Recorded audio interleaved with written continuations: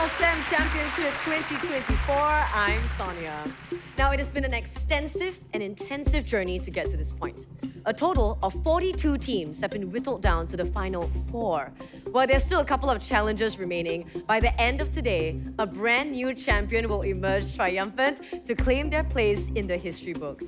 So we're gonna get this show started. Are we ready to meet our amazing finalists? Yes? Yeah!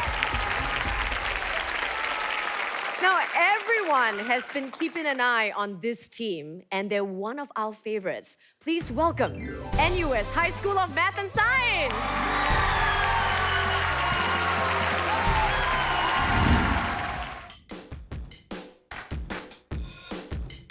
In the looming shadow that cancer casts, some must illuminate the way for others to follow. I intend to join the medical field, not just to fight cancer, but to end it once and for all. We are the youth of today, but the pioneers of tomorrow. I aspire to innovate with integrity and compassion, shaping the future of STEM and striving for excellence with humility. When hope is but a whisper, I will drive advancements into the medical technology to tackle the world's most pressing issues heads-on. In the most troubled of times, someone has to stand up for the last, the lost, and the least. My goal is to chart new frontiers in technology, aviation, and chemistry, driven by a sense of wonder and the commitment to improving the lives of others.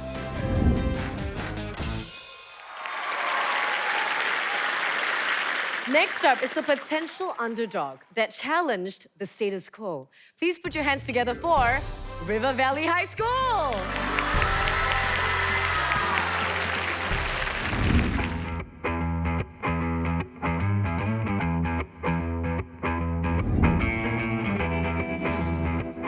I aspire to be a biomedical researcher so that I can better understand and treat illnesses that afflict us. I aspire to be a geneticist who analyzes gene structure and function at the molecular level, such as to gain deeper insight into human evolution. I aspire to be a chemist so that I can explore new reactions, synthesize novel materials, and find innovative solutions to address global issues such as climate change and sustainable development. I aspire to be a theoretical physicist who specializes in quantum theory. I hope to advance our collective knowledge and contribute to new innovations. Now, the last time their seniors were in the grand final of this competition was 7 years ago. I know, that's a lot of pressure. But this team has a lot to prove. Please welcome the School of Science and Technology, Singapore!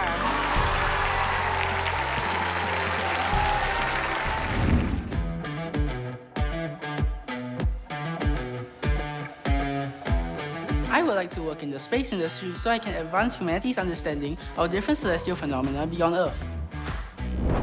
In the future, I want to be an environmental engineer to create new technology and help people around the world. I would like to be a medical researcher when I grow up, as I would like to find cures for different new diseases. My mission is to help 1 billion people live better lives. I aim to be a leading entrepreneur and inventor to solve problems you and I face, launching ventures that will shape the future and make a lasting impact on society.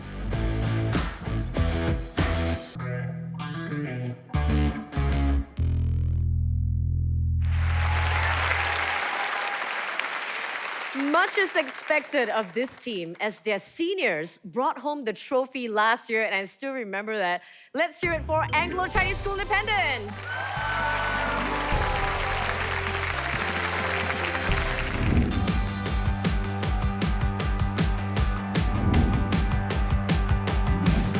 I wish to use my talents in biology and chemistry to further the field of neurosurgery, potentially finding cures to neurodegenerative diseases such as Alzheimer's, Parkinson's, and Huntington's disease. I want to use my knowledge and skills in biology to advance the field of medicine, particularly in cardiothoracic surgery. Mending people's broken hearts and giving them a second chance at life means everything to me. I wish to use my knowledge in physics and mathematics to explore the potential of quantum technology, particularly in quantum computing and energy systems, which could lead to a more sustainable future.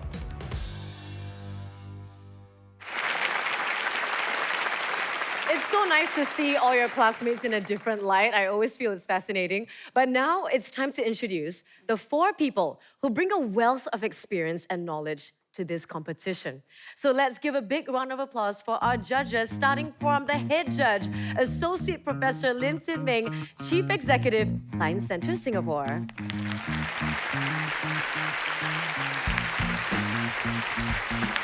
And right up next, we've got Professor Nancy Chen, Multimodal Generative AI Group Leader, AI for Education, Program Head, A-Star. And of course, Associate Professor Dwayne Loh, Physics, National University of Singapore.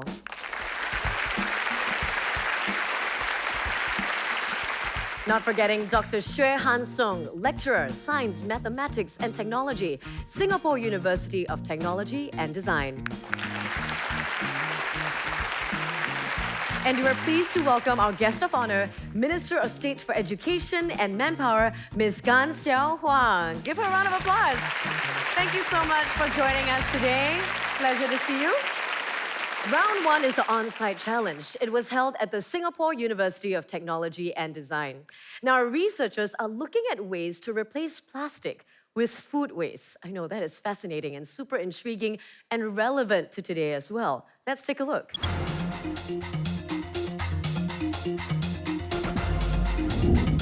Welcome to SUTD for the finals of the National STEM Championship. SUTD, or the Singapore University of Technology and Design, is recognized for its strong emphasis on design and innovation. With its focus on research, SUTD's Engineering Product Development Department engages in innovative experiments in various fields, including sustainable design and bioplastics. Bioplastics are plastic materials produced from renewable biomass sources, such as vegetable fats and oils, cornstarch, wood chips, and recycled food waste. 3, 2, 1, go! For the on-site challenge, teams have to develop a systematic method for the measuring tensile strength of a bioplastic film made from waste orange peel powder. The challenge was quite interdisciplinary because it included many fields of science like physics, like the tensile strength, and also biology because bioplastics, and also chemistry concepts as well. So I thought it was quite a well-rounded challenge. Unlike what we did in the previous rounds where we were told to build something like a prototype, but this time we got to carry out our own experiment and even come up with the procedure ourselves. I think we all thought that this experience was quite a different one. We were actually quite excited for the challenge because it was something we had a lot of experience with in the past. Because we've done a few school projects related to bioplastics and food waste before. I thought that we have to actually make the orange biofilm. Because I don't know how to make it. I thought it was like you need to polymerize it or something like that. So I was panicking. 80 frantic and hectic minutes have flown past, and teams must now make their presentations. Today we'll be discussing our investigation on the tensile strength of bioplastic films. For plotting the graph, we used increments of 50 grams weights at the start. And so one key consideration is that there's also the mass of the clip itself and the sticks which are holding the biofilm. And so what happens, we also measured this added mass, and we make sure that the center of mass of the weights is directly below the film so that there's no uneven mass distribution. ACS, in terms of the equipment setup, they did a good job. So we thought that there was an innovation in there. Do you think that the bioplastic film is a viable product that we can use in Singapore? If we really want to incorporate it into mass production, we'll need to drastically improve the energy efficiency of the procedure to create these films. You are looking at a smaller cross-sectional area, so that means most likely your graph should go one directional, right? But your graph goes up, then the gradient goes down and goes up again. So why do you think so? I mean, there definitely could be measurement errors. We did our best and we were able to deliver a presentation that we're proud of. Here's the graph we plotted of the force exerted by the weights against the... Force against distance. So force against elongation. So as you can see at the end of the graph is where the bioplastic actually broke off. So that's where we stopped our testing. For the tensile strength, we took the mass of the final weights that we slotted onto the plastic and we multiplied that by the gravitational field strength to find the force exerted. After that, we divided that by the cross-sectional area in order to find the tensile strength. So the SSC team, they have shown a very interesting figure which is consistent in terms of the outputs of their experiments. And that shows a scientific rigor in the way that they carry out the experiments. For biocompatible bandages, what are the properties does the bioplastic need to have? First of all, the properties that we need to have is that it doesn't cause any negative reactions to the human body when it reacts with bodily fluids such as blood. I think we did quite well and managed to answer the judges' questions. So I have a strong feeling that we might win this. Yes. Oh my, you know, recently I've been hearing about the plastic pollution on Earth. What is going on? Wait, I heard of a new invention, biofilms that can replace single-use plastics. But is it as good as plastics?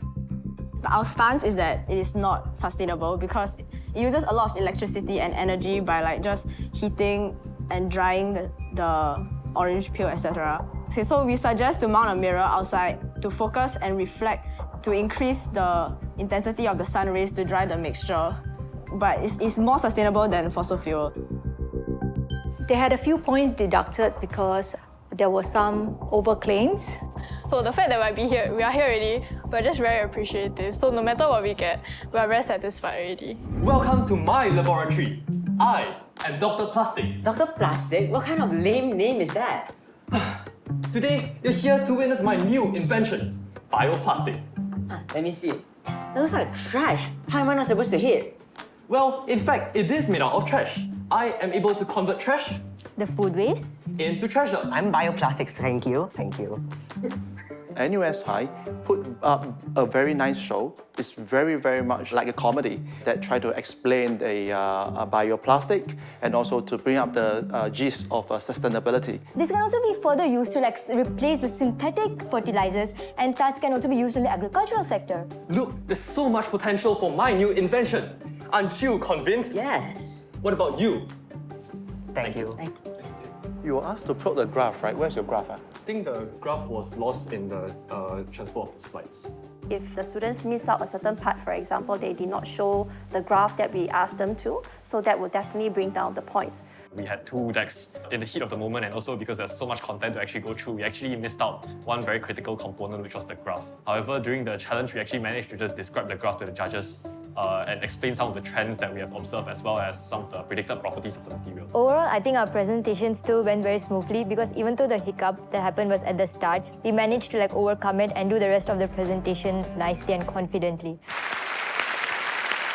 Now, the competition, of course, is very fierce, with all four teams neck and neck. So who's the leader of the pack? Now, that's for me to know for now and for you to find out right after the break.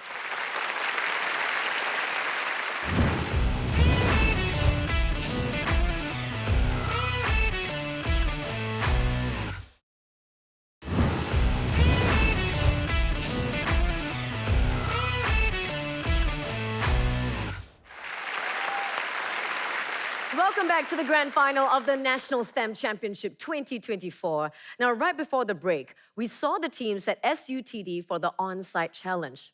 For round one, teams were scored on measurement of tensile strength, practical applications, critical thinking and problem solving, and clarity and flow in their presentations. So I'm very anxious to find out. I'm sure all of you are as well, to find out what the results are. Let's take a look at the raw scores. Anglo-Chinese School Independent has scored 78.71 points. Let's give them a round of applause. And now let's take a look at School of Science and Technology. Your score is 73.29, very close. River Valley High School, let's take a look. It is 61.86. That's a good effort. And last but not least, NUS High School scored 81.71. Wow! You are currently in the lead for this round, but brace yourselves because the scores in this round carry a pretty significant weightage of 40%. So let's take a look at the leaderboard right now. We've got NUS High School Math and Science in first place currently, and ACSI 31.48, School of Science and Tech 29.32, River Valley High at 24.74. But not to worry, like we said, there's still time to catch up. Do not be discouraged. There are still 2 more rounds to go. And the next one is going to be really interesting because they've got a mystery guest. And this is going to be the mystery challenge. At Science Centre Singapore, teams were in for a surprise as they had to randomly pick a ball. Each coloured ball held a different science concept. Teams must then incorporate their science concept to design and build a prototype. Each team is given a budget of $150 to buy materials, and they have 4 minutes to present and explain their prototype to the judges during the grand finals. So, what did each team unwittingly select? We are quite satisfied with the concept because the topic of robotics and automation is actually very broad, and we also have some experience in robotics. Originally, we wanted earthquake structures because we studied a bit more on that. But then in the end, we got thermodynamics, which is still okay, I guess. We were at first aiming, I think, more for the earthquake one, but this one I think is also fairly doable. Personally, I wanted to do the autonomous drone systems because I have a lot of experience doing autonomous systems, but I can't say that I'm disappointed either. But just when the teams thought they had it all figured out, a thrilling twist was unveiled. Each team will now be joined by a mysterious 5th member. Hello, hello, hello. Hi, I'm Azura. I'm Joey. I'm your select partner. I was actually quite excited because I've always dreamt of meeting the DJs in real life. Hi, I'm Zeliang. Hi, everybody. Hi. My name is Guna. You brought in a lot of energy the moment you came through the door. And I've been tasked to tell you that I'm going to have to be part of your presentation. 30 seconds, either in the front or at the end. She seems like quite a lively person, and I think we can work well with her to liven up our presentation and add a touch of humor, perhaps. Do you think I should be doing the first 30 seconds or the last 30 seconds of the presentation? I think the first 30. Yeah, first 30. I should be doing the opener, right? Yeah, get the energy up. Guys. Can cover us a lot in our presentation, how to engage the public, the judges, and make our concept clear, easy to understand. Maybe you can market it as such as if you go out to the wilderness, then you don't have electrical outlets, right? Then this can be the prototype to consider. She looked at it from a marketing perspective, so we could actually consider all these while designing our product. Materials like wood would be better for shorter buildings. I feel like we're putting ourselves in a risky position if we want to do something very tall, right? Yeah. We just show them that we have the abilities to do so, but we choose not to. His personality and character is pretty enthusiastic, so I think he'll be a very good asset to the team. Will their celebrity partners sprinkle some star-studded magic on the presentations, or will they be more like a glitter bomb gone wrong? Either way, it's going to be entertaining. Teams, it seems that each of you had a new team member.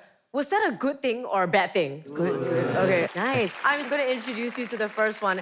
He won MediaCorp's radio DJ competition in 2016, and he's now filming the Channel 8 blockbuster Emerald Hill. Zhu Zeliang! That's right, joining ACSI, your team. How do you feel about this team, Zeliang? That's great. I already got my thinking cap on. I can't wait to begin our presentation. Yeah. Totally not being a burden to them. I'm sure I've helped a lot. I want to ask ACSI, what do you think was one of the benefits of having Zeliang on your team? I think we really appreciate his enthusiastic personality as well as his presentation skills as he helped us to improve the script and add humor to it. Nice. Please give them a round of applause. And guys, you can go on ahead and prepare for your presentation. Thank you guys. Thank you.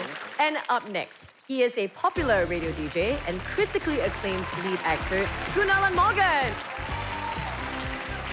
Right, so for SST, how do you feel about having Guna as your teammate? How does that add on to your value? So Gunnar is a really experienced actor and DJ. I think that he's really able to help us make our presentation more lively and clear while explaining in a simple way people can understand. All right, give it up for SST, you guys. Please head on over backstage and prepare for your presentation. Taking a leap of faith and pursuing her passion has led her to be on the airwaves at Yes Teo San San, Joey Tay. On a scale of 1 to 10, River Valley, what is Joey's knowledge when it comes to science? Just be honest, it's okay. We think that it's a 10 out of 10 because she gets whatever we're saying and we all try our best together. Nice, I love that. Give them a big round of applause. Please head on over backstage and prepare for your presentation. And last but not least, she is a radio DJ with Ria 897. She acts, hosts, and presents a talk show, Azura Go. NUS High, I just wanted to know, did you manage to keep up with everything that she was telling you, like the presentation and, teaching you a little bit of maybe even acting? Yeah, I think she's a really, really creative person, so she was able to suggest some ideas to us, and it was very interesting and novel ideas. Nice. Give them a round of applause. Thank you so much, you guys. Please head over backstage and prepare for your presentation.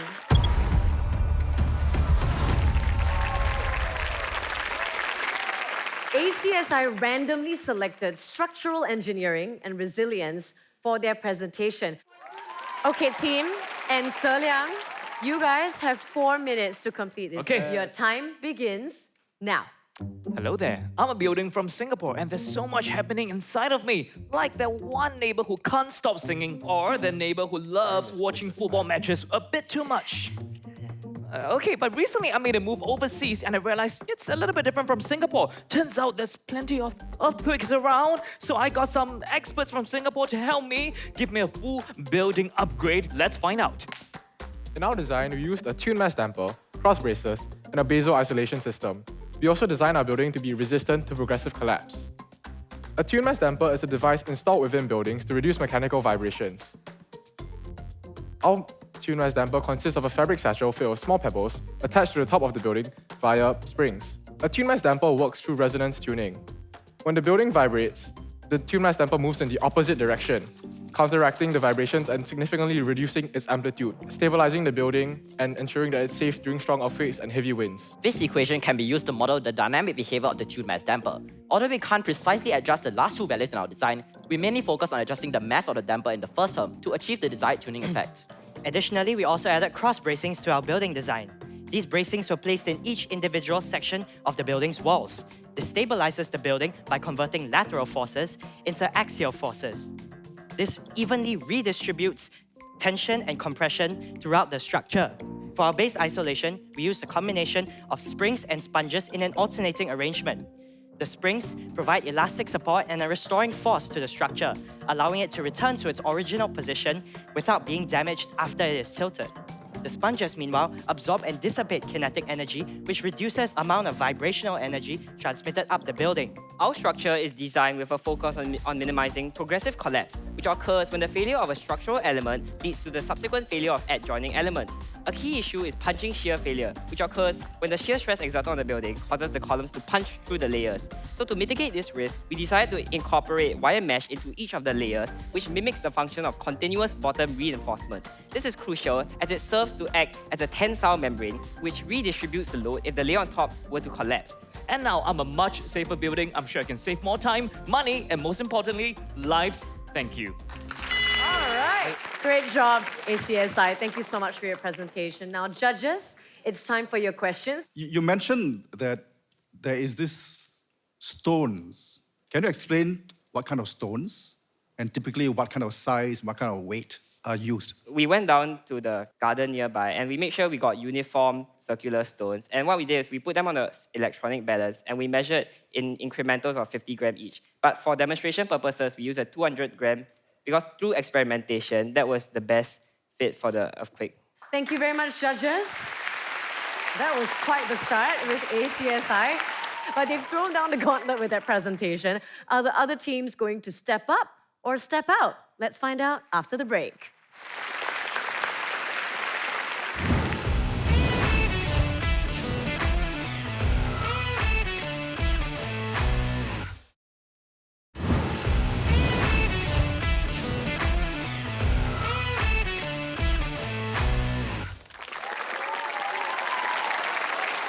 Welcome on back. Things are heating up as we reach the halfway mark of the National STEM Championship 2024. Now, SST, you drew electromagnetic fields for your mystery challenge. Yes. Okay, I feel the confidence there. You've got 4 minutes to complete this, and your time begins now. There's no signal. I can't make a phone call.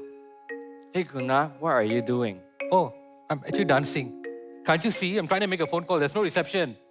Oh, I see. So I think it's likely because you are out of range of the electromagnetic field of the signal cell tower.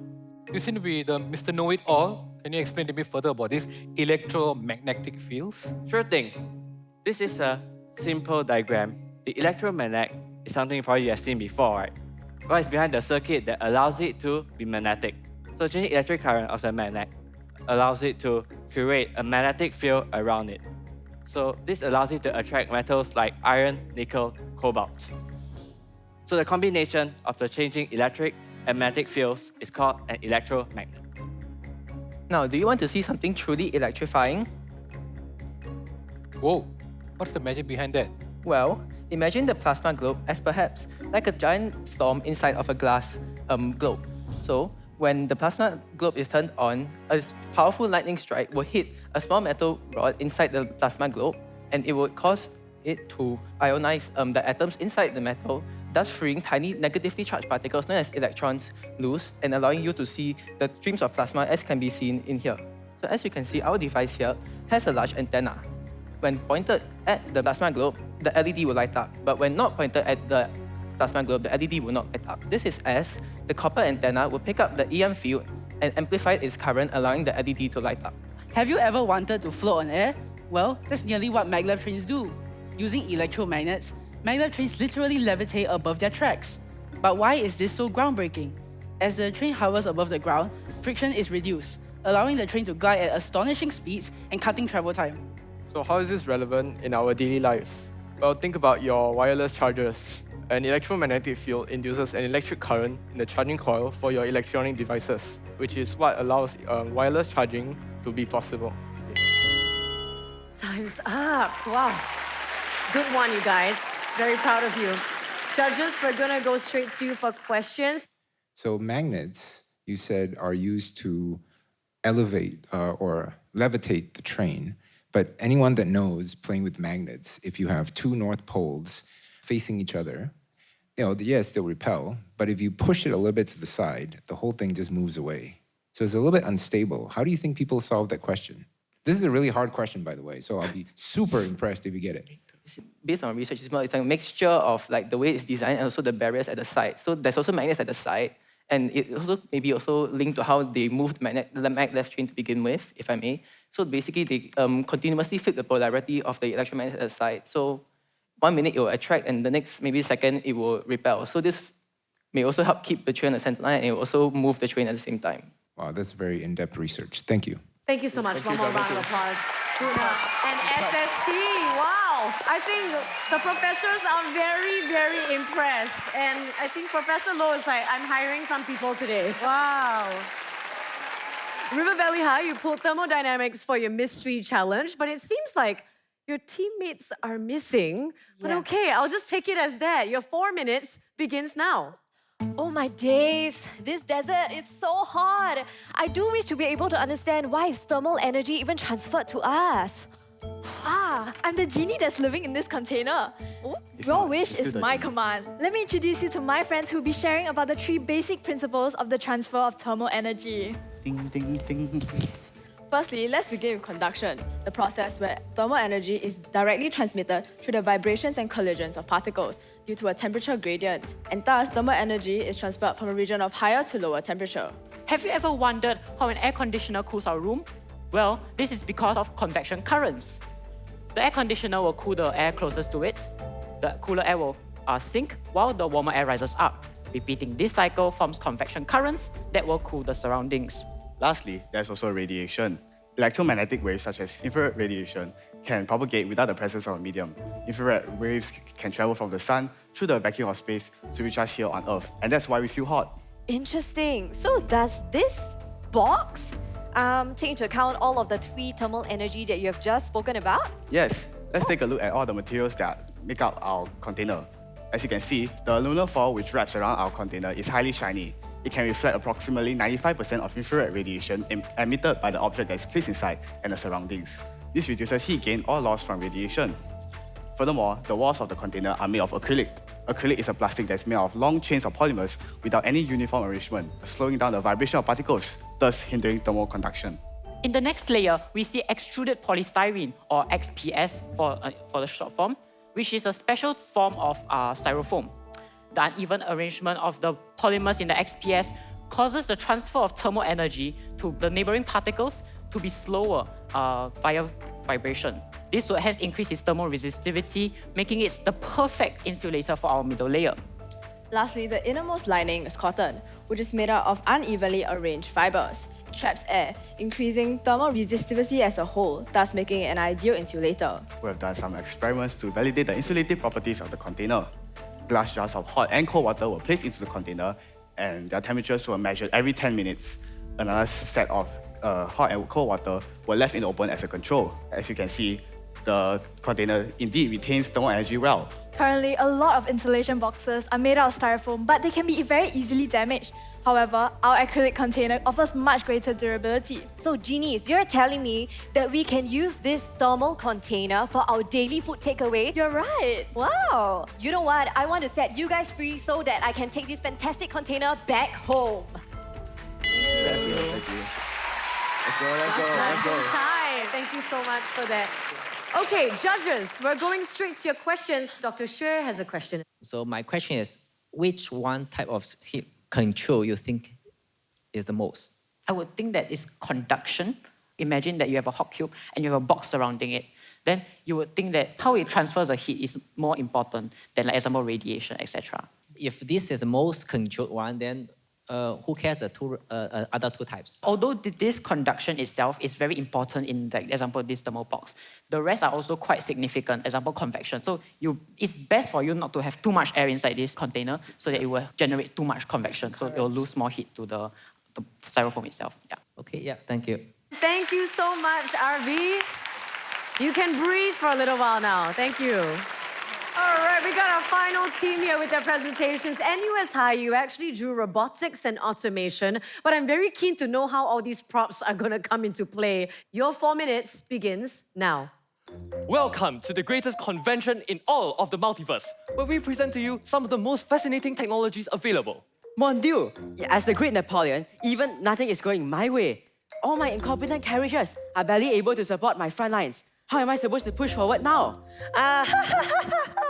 How pitiful. I, on the other hand, wants to deliver my venom gas all over the world because I'm the Joker, but it's just so expensive. Ho, ho, ho. Christmas delivery is not so jolly either. My reindeers are so slow and inaccurate. Well, all of you are facing a rather similar problem, but I have the solution for you. Don't worry. Presenting Azura. Dun, dun, dun, dun, dun.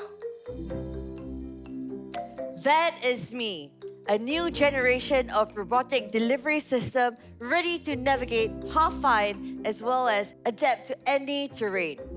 Now, right here, we present to you a scaled-down prototype of what I could be in the real world. Qua, what is this? A robotic soldier? Are you trying to fool me?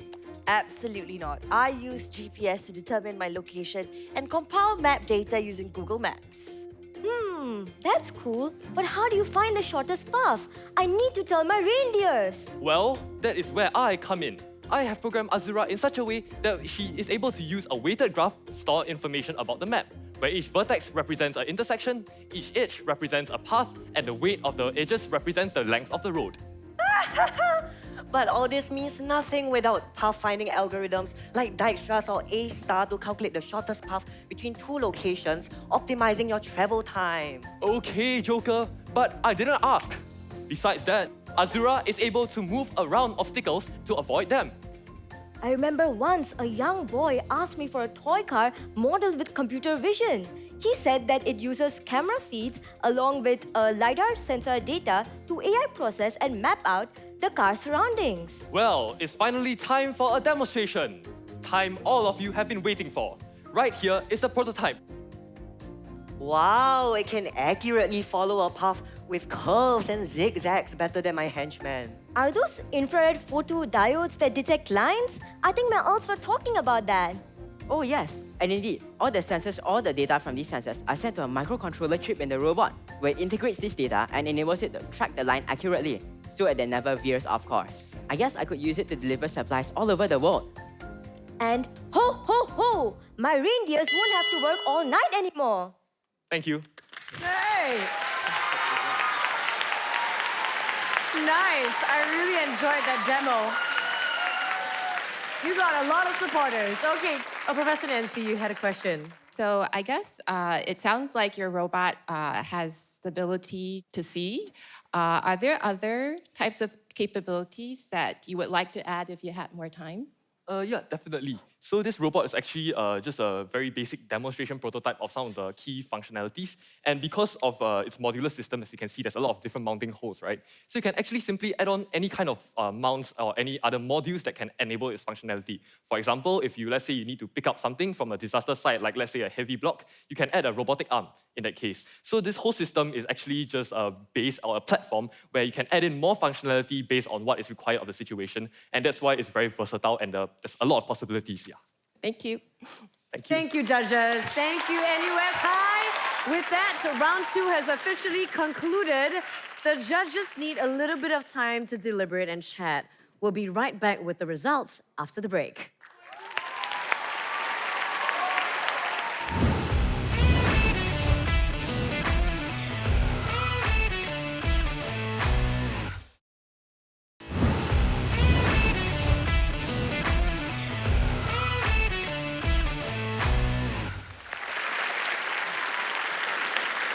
Wow, it's the grand final of the National STEM Championship 2024. The energy has been electrifying, but the suspense here, wow, it's killing me right now. Before the break, we saw the teams presenting with their celebrity partner for the Mystery Challenge. In this round, teams were scored on science communication, resourcefulness, application in everyday life, and creativity and design. Now, teams, I'm not going to torture you any longer. Here are the scores for round 2. Let's take a look at ACSI. 79. That's pretty good. Up next, School of Science and Technology, you scored 66.25. Not too bad. Let's take a look at River Valley High. You scored 82.25. Wow. Last but not least, NUS High School, let's take a look. 89.5! One more big round of applause! After tallying all the scores, let's take a look at the leaderboard right now. Wow, it's being tabulated. Oh, NUS High in the lead right now with 55.06, ACSI 51.23, SST 45.88, River Valley with 45.30. Pretty tight fight still. Now, this is going to be really, really exciting, but it all boils down to one final round, rapid response. Teams must answer a total of 15 open-ended questions, each within 10 seconds. Each correct answer is worth 3 points, and teams won't be penalized for incorrect answers or unattempted questions. Question number 1. All Boolean functions can be implemented using only NAND gates or what gates? Your 10 seconds begins now.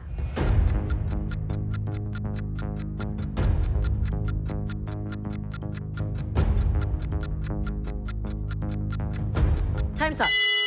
The correct answer is NOR. All right. SST scoring points. Question number 2. What protein in SARS-CoV-2 allows the virus to latch onto host cells? Your 10 seconds begins now.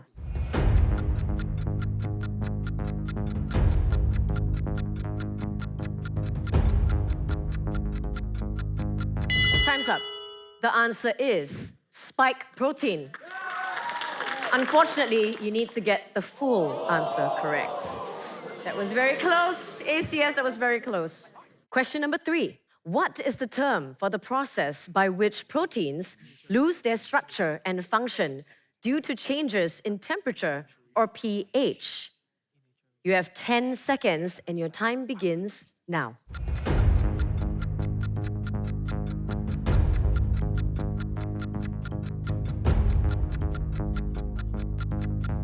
Time's up. The correct answer is denaturation. Very close. 3 schools scoring points in this round. Don't worry, there's still time to catch up. Still early days. Question number 4. The 7 bridges of Königsberg is an example of a what theory problem? Your 10 seconds begins now.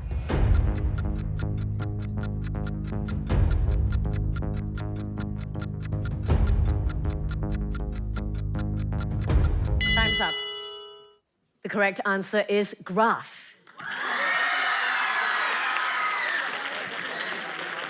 Question number 5. Soap commonly consists of pin-shaped molecules, which consists of long what tails, which binds to oils and fats. Your 10 seconds begins now.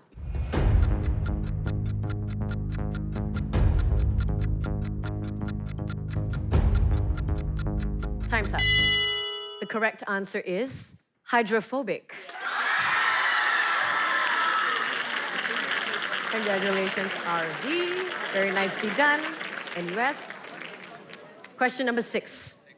What is the term for the process by which a large proportion of the population becomes immune to a contagious disease, either through vaccination or prior infection, reducing the spread of the disease? Your time begins now.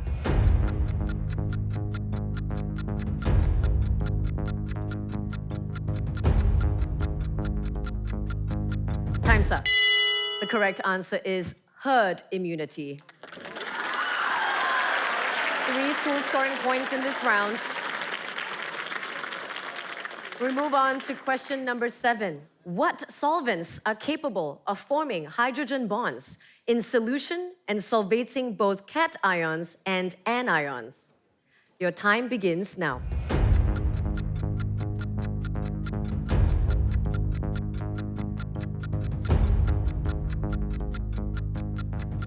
Time's up. The correct answer is protic. Nobody's scoring points in this round, unfortunately.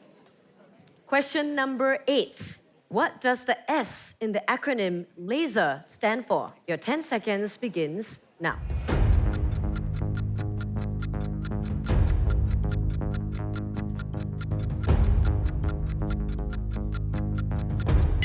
Time's up. The correct answer is stimulated. Yeah. Very close, ACSI, very close. Question number 9. A byte is made up of what bits? Your time starts now.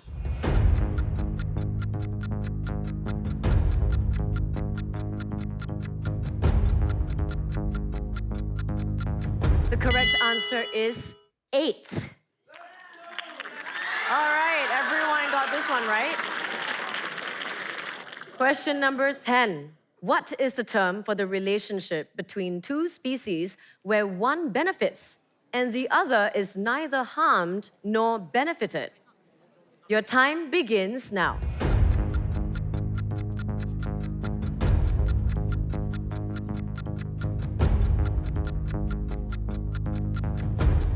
Time's up. The correct answer is commensalism.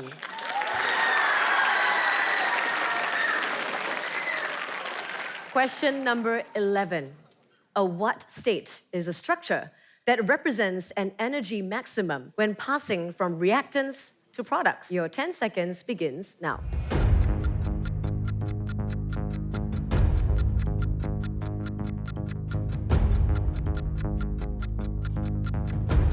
Time's up.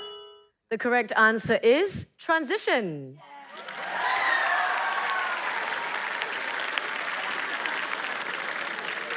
We're down to our last few questions. Question number 12. What is the name of the process by which cells break down glucose to produce ATP without adequate oxygen? Your 10 seconds begins now.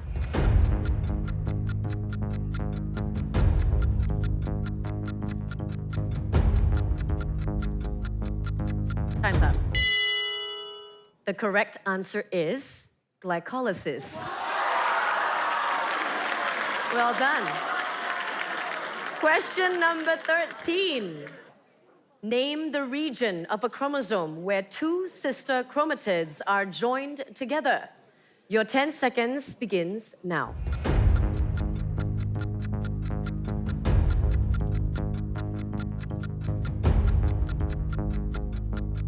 Time's up. The correct answer is centromere. RV and NUS scoring points. Number 14. 2 electrons in an atom cannot share the same quantum numbers. This is called The what exclusion principle? Your 10 seconds starts now.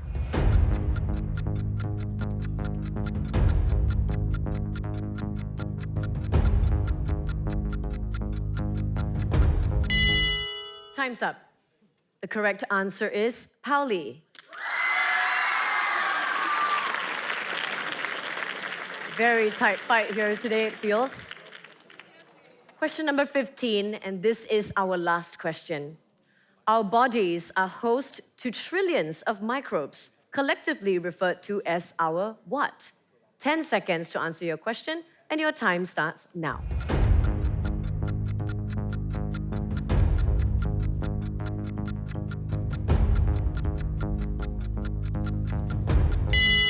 Time's up. The correct answer is microbiome. And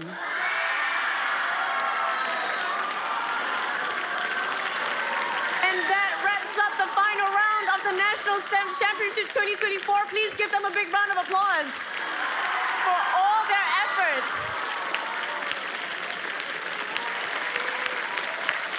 I was sweating right here, man. That was intense. With round 3 scores carrying a crucial 35% weightage, here's the moment to reveal how the teams scored in this round. ACSI, you scored a total of 16.33. That's not too bad. School of Science and Technology, you scored 11.67. Very good effort, very good effort. River Valley High, you scored 14.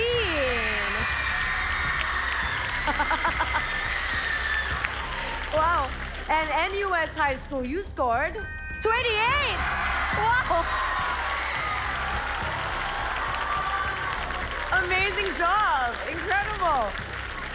The anticipation has been building. It's time to tally the scores. Let's take a look. NUS High with 83.06.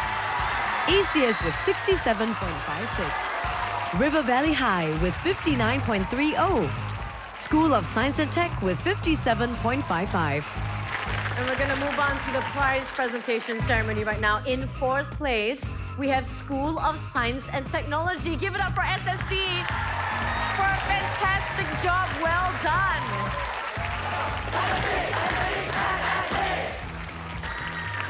Here we go with our second runner-up. Let's hear it for River Valley High School.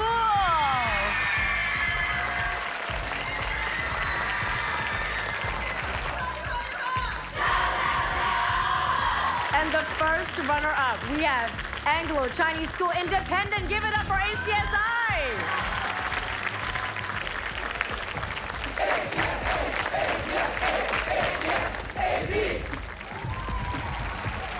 And I'm bracing myself for a really loud applause and cheers here. The moment we've all been waiting for. The winner of the National STEM Championship 2024 is NUS High School of Math and Science!